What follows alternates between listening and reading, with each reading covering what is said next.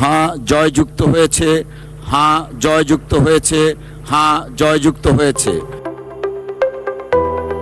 বিগত সরকারের আমলে সংসদ নিয়ে সাধারণ জনগণের কোনো আগ্রহ না থাকলেও এবারে সংসদই যেন রাজনীতির কেন্দ্রবিন্দু।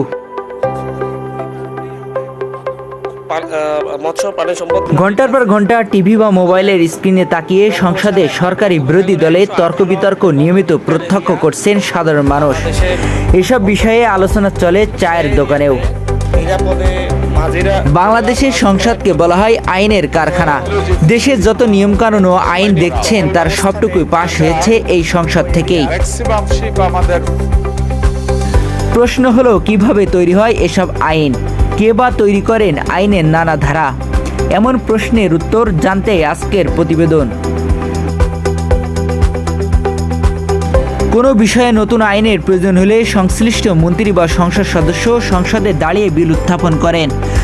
সংসদের ভাষায় এটিকে বলা হয় ফার্স্ট রিডিং বা প্রথম পঠন। এরপর বিল উত্থাপন নিয়ে কোনো প্রশ্ন বা আপত্তি না থাকলেও বিলটি আসে দ্বিতীয় পঠনে। দ্বিতীয় পঠনে বিলের বিস্তারিত আলোচনা হয়। সংসদ সদস্যরা বিলটির ধারা উপধারা নিয়ে চুলচেরা বিশ্লেষণ করেন।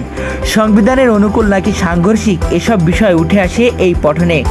প্রয়োজনে সংসদ সদস্যদের কাছে বিলটি অনুপযুক্ত মনে হলে তারা সংশোধনী প্রস্তাব পেশ করেন। এটিকে সংসদীয় ভাষায় বলা হয় অ্যামেন্ডমেন্ট। সংশোধন প্রস্তাব শেষে এমপিরা সাধারণভাবে বা ধারা অনুযায়ী বিলের প্রতি মত দেন, তবে এটি চূড়ান্ত পাশ নয়। এটিকে সংসদীয় ভাষায় প্রিলিমিনারি অ্যাপ্রুভাল বলা হয়। তারপর চূড়ান্তের জন্য বিলটিকে উত্থাপন করা হয় থার্ড রিডিং অর্থাৎ তৃতীয় পঠনে।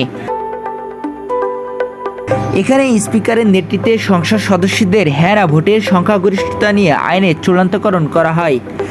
এই বিলটি রাষ্ট্রপতি স্বাক্ষরে গেজেট আকারে প্রকাশ পায়, যা ভোটারদের কল্যাণে পাশ করা হয়।